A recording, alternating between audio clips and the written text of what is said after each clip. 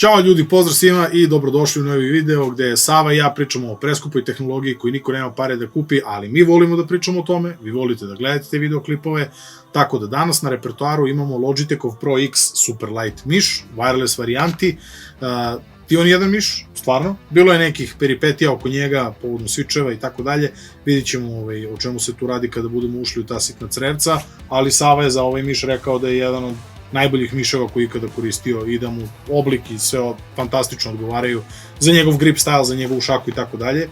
Za mene je bio ok, ne mogu da mu nađem nijednu konkretnu zamerku, ali nisam bio nešto oduvan ovim mišem, ali bez daljeg odlaganja da uđemo u ta sitna crevca i da vidimo o čemu se tu radi. Pusti intro.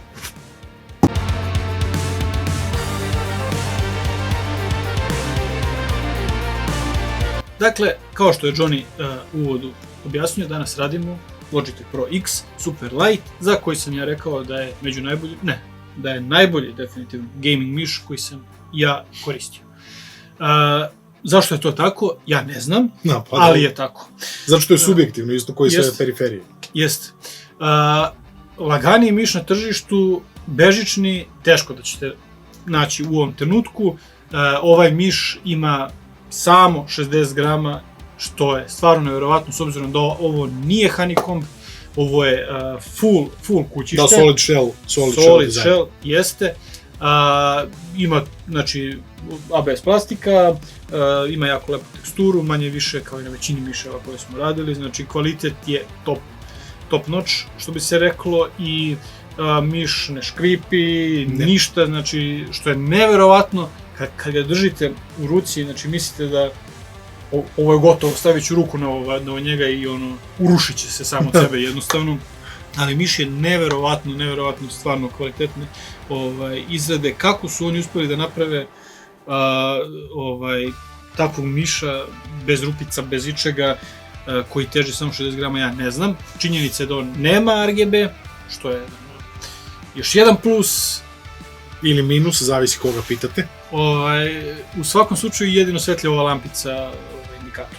Da. Sa gornje strane zelena tačkica u stvari. I to je to što se tiče svetlja, tako da definitivno tu su izgubili malo na gramaži i sve to. Da napomenem u ovom trenutku iz prošlog videa tastaturu Red Dragon.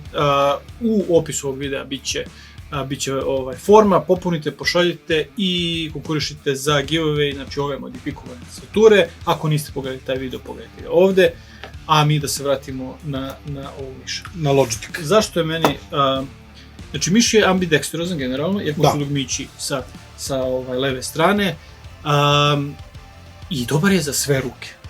Znači klasičan dizajn, klasičan oblik i meni je stvarno legao ko kec na 10. Između ostalog, ovaj miš je među FPS profesionalnim gamerima najrasprostranjeniji. U suštini, što se tiče ovog Logitechovog Pro X Superlight miša, znači on ima ono što kažu, štiklirao je sve što može da štiklira, i all bells and whistles, nema šta, to je, znači on je kompatibilan je sa PowerPlay tehnologijom, tako da može da se puni uz pomoć modula sa PowerPlay podlogom, ima hero senzor koji ne znam, ima 300 milijardi DPI-a, više rećemo tačno. Nećemo da ulazimo u senzor.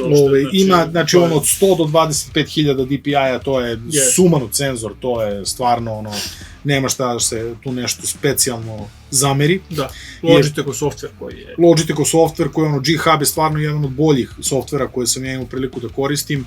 Jako malo bugova ima, iako ih ima, znači nisu ni oni izuzeti od bugova u svom softveru, ali definitivno je minimalno. Lightning Speed tehnologija kojom se on povezuje sa računarom je, znači to je definitivno nešto što mora da se kaže Logitechu, da im se oda priznanje i da ja u bilo kojoj konfiguraciji, znači gde god bih stavio taj USB dongle, ja nisam imao problem sa konekcijom.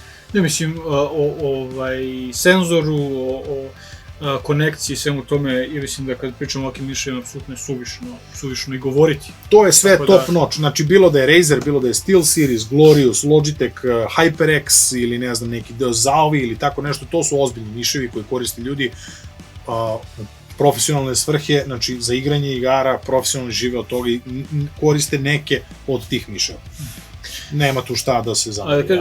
Imamo jednu zajedničku zamerku na ovaj miš i to je razlog zašto ja ovog miša u krajnjoj liniji nisam ni kupio. u stvari ima dva razloga, jedan je potencijalni razvod, a ovo je onaj koji može vama značiti, ovaj drugi, a to je što ovaj miš se ne povezuje preko USB-C. Da. Zašto? Ne znam. Znači micro USB je u pitanju i ja neću da razlačim taj kabel. Ne znam ni da li ga imam ga negde, nisam ga koristio dugo. Okej, dobit ćeš ga uz miša. Mislim, nije sporno, ali stvarno, ovaj miš izašao 2020. godine. 2019. čak. 20. ja čak mislim. 20. ja mislim. Da. Znači 2020. godina gde ja ne znam više šta nema, a da nije USB-C. Znači to je novi standard. Ok, micro USB-ovi su bili standard do skoro, Logitech se odlučio možda, znači ovo je samo pretpostavka, modul koji je micro USB je možda gram lakši od modula koji je USB-C. Lupetam, znači možda i nije to, ali oni su se odlučili za micro USB konekciju, što je onako, ne razumem tu odluku, iskreno. Što je Sava rekao, neću razločiti micro USB kabel, nervira me, hoću da imam jedan USB-C kabel s kojim mogu da punim sve svoje periferije, kao što je trenutno moj slučaj. Znači, tastatura, miš i slušalice mi se pune na USB-C, tako da, slažem se, definitivno velika zamerka. Eto, to je što se zamerki tiče sve što ću ja reći, ali još neke od karakteristika koje nismo pomenuli, to su klizači koji uzimaju ogromnu površinu na dnu, u pitanju je PTFE Virgin Grade, znači teflonski klizači, nema tu šta posebno da se kaže, kod većine miševa su sad takvi, tako da... Pogotovo ovih top end, Da, tako da što se toga tiče stvarno sjajno. Druga stvar su switchevi, koje ne možete naći, koji su ni na Logitechom sajtu, a verovatno i na većini drugih mesta. Mi smo došli do informacije da su to Omron 20M switchevi, oni su sasvim solidni, nećete naći neke posebne zamerke. Bilo bi interesantno da pomenemo da i kod miševa, možda ćemo se jednom prilikom baviti time, ali isto kao i kod mehaničkih tastatura možete zameniti switcheve. Zašto to govorim sad? Zato što ovaj miš košta blizu 20.000 dinara i ne daj Bože da vam pravi dupli klik ili nešto da vam nije u redu s mišem, šta da radite? Postoje varijante, na primjer, da se miš otvori, da se odlemi switch, recevni switchevi su $1 ili par dolara, smešno, a pritom da možete eksperimentisati kao i sa mehaničkim tastaturama, sa nekim različitim switchovima, tako da ja se nadam da ćemo imati prilike i time da se pozabavimo s tim, što ako se tako nešto radi, verovatno treba kupiti i rezervne klizače i sve to, tako da i to treba uzeti u obzir, ali mnogo jeftinija opcija nego da kupujete novog miša, tako da... Pa ne morate potrošiti 20.000, već potrošite 4 dinara ili 5 dinara i imate nove switcheve i isti je fazon kao i sa tastaturama, znači oblik će vam biti poznat i sve će biti super, ali taj klik će da se promeni kompletno zato što ste stavili nov switch u vašeg miša, tako da to je još samo par reči vezano za switcheve i zašto smo ih pomenuli u ovom kontekstu generalno, je Logitech je stvarno sakrio koji je to switch, znači nigde ne možete na zvaničnoj specifikaciji ovog miša, vi ne možete da nađete koji je switch. Razlog tome je što je prethodna serija Pro X miševa bila katastrofalna sa switchovima. Znači, ljudi su prijavljivali double klikovanje, triple klikovanje, nije im radio klik ili je radio sa lagom, i znači, bilo je stvarno različitih problema, a miš koji je cenovnog ranga, ne znam, pa bilo šta što je preko 500 dinara, ono da nije AliExpress miš, ja stvarno očekujem da kad kliknem da on klikne jednom, ako kliknem 5 puta da on klikne 5, a ne 7 puta. Tako da, mora da se uzme to u obzir kad je ovaj miš u pitanju. Ja kažem, ja sam veliki Logitechov fanboy i nijedno nisam imao problem sa Logitechom. Ali sa ovim mišem tih problema nije bilo. Sa ovim mišem ne, sa ovim mišem apsolutno nije, ali samo da znate, znači, postoje veliki problem sa ovim switchovima, sad su zamenili za Omron 20M, tako da to su generalno jako dobri switchovi, ne bi smelo da bude nikakvih problema. I još jedna napomena vezano za PTFE-ove klizače koje je Sava pomenuo, ako hoćete možete da zamenite ovaj pak za punjenje, koje je za Powerplay podloge, sa istim takvim koji ne otežava miš. Zapravo iste je težine, što je fantastično. To su stvarno radili vrhunski. A ima na sebi, ceo je zapravo klizač. Tako da dodate još više površine vezano za to, ako mislite da vam treba. Ja lično nisam osetio potrebu da dodatno još stavim te klizače. Mislim, stvarno je potrebe velika površina miša i već pod klizačima.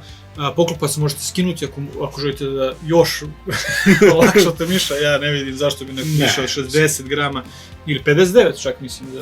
Zavisi kako bitno. Čija vaga, koje merenje. Nećete grama. Ja mislim da na Logitechovom sajtu zvanično stoji 63 grama. Jest. Ali realno je lakši od toga. U pakovanju između ostalog dobijete i grip tape koji možete zalepiti za miša ukoliko vam se ruke previše znoje, ili sve to ja nisam imao nikad previše problema sa znojenjem, tako da ima ljudi kojima se ruke više znoje, pogotovo ako igrate, ako ste ovako karakterno, da kažem, nervozni u gejmovima i sve to, verovatno ćete se znojiti više. Mislim, svi se znojimo nekad više kad se iznerviram. Ja realno baš šizim kad igram, ali ne znam zašto i kako, nisam imao problem sa znojenjem dlanova dok igram. Tako da, dešavalo se, raznih stvari je to. Raznih stvari je to bilo, ali u svakom slučaju dobijete te grip tape-ove, što je, eto, a vidi se da su ovdje računa stvarno. Da. O svemu, meni i ovaj miš definitivno najbolji gaming miš na tržištu. Znači, ako igrate FPS, ako samo ga uzmite u ruku, probajte, ako vam ne smeta što ima mikro USB umjesto USB-C-a, teško da ćete naći koji miš. Mi smo naveli te miševe ispod 100 grama koji po nama spadaju u top 3 definitivno, kategoriju, to su bili SteelSeries Prime, Razer Viper Ultimate i ovaj miš, a Johnny će uskoro, možda već sljedeći video, dodati i četvrtog miša na ovu listu. Ono što još treba napomenuti vezano za ovaj Logitech Pro X Super Light je, znači polling rate mu je 1000 Hz ili 1 milisekunda, što je stvarno minimalan lag, to ne možete da ostavite bukvalno. Rekli smo senzori 25.000 DPI-a, to je isto apsolutno brutalno. 32-bitni ARM procesor u njemu, tako da onboard profili i to on handla sve. Mislim, da se ne lažemo, ovaj miš jede malu decu, ovo je sumanuto, znači stvarno je, mašina je ludilo. I poslednja stvar koja je jako bitna napomenuti kada je ovaj miš u pitanju je trajanje baterije, koje Logitech kaže da je 70 sati, znači na jednom punjenju. Fast charginga nema pošto nije USB-C. Mi nismo potrošili tu bateriju za tih, znači 70 sati koliko on kaže da traje, tako da ne znam, ja ga jesam kačio na punjenje nekoliko puta, ali nikad nisam išao od 0 do 100, tako da ne znam da vam kažem koliko zapravo traje punjenje od 0 do 100. Sasvim dovoljno. Apsolutno, nisam vidio ni jedan problem sa trajanjem baterije, tako da, i valja napomenuti da, znači on nema RGB, tako da ne morate da brinete vezano za trajanje baterije. Jedino što može da utiče na trajanje baterije je taj polling rate od 1 milisekunde i 1000 Hz, tako da to je jedino što valja napomenuti kada je baterija u pitanju.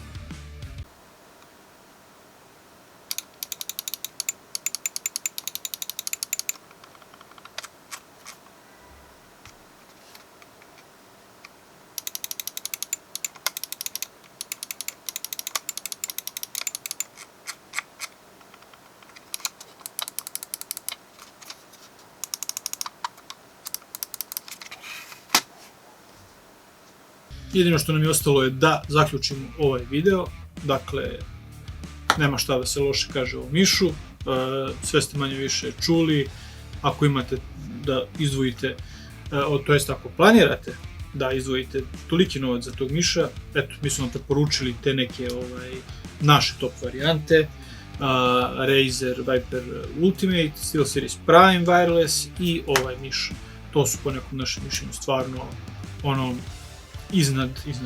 iznad proseka, definitivno, i to daleko iznad proseka.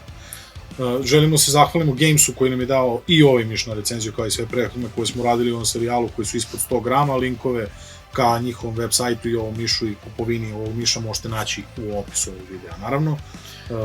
Rekao bih još jednu stvar, a to je da, s obzirom da smo radili stvarno mnogo dobrih miševa, da smo radili sve dobre miševe u stvari. Pa suštinski, da. Rešili smo da uradimo jedan video u kojem ćemo pokazati loš miš, u stvari da vidite zašto mi uvek hvalimo miš i navedemo uvek navedemo naravno ono što kod Miše ne valja, što bi potencijalno mogla biti mana subjektivna ili objektivna, ali su to generalno bili sve sjajni miševi, a zašto su oni sjajni, a ovi neki drugi nisu, pokazat ćemo u nekom od narednih videa, tako da nadam se da će mi to biti interesantno. I definitivno da vas podsjetimo još jednom vezano za giveaway koji se dešava na 500 subscribera, kao što smo spomenuli u videoklipu koji možete pogledati ovde, koji se tiče Red Dragon Draconic tastature, znači ta tastatura sa tim modovima će ići jednom srećnom dobitniku, nadamo se da će biti zadovoljeni i zadovoljna modovima koje smo uradili na toj tastaturi. Da bi smo bili korektni, zadovoljno. Recimo. Ola loli lela. Ola loli lela, mi vas pozdravljamo i nadamo se da ste uživali u ovom videu. Subscribeujte se, šerujte, lajkujte, nama stvarno puno pomaže. Dislajkujte ga takođe, iako nema public counta, mi vidimo, kao što smo i pomenuli do sada, ako vas interesuje da vidite dislike count, pitajte nas, bez problema ćemo da vam kažemo. A inače, zašto su nam lajkovi bitni? Jer na 1000 subscribera menja se algoritam. Da, i svašta nešto se dešava pozitivno po nas, a samim tim i po vas. Tako da, do nekog sledećeg videoklipa mi vas pozdravljamo, hvala vam i vidimo se uskoro.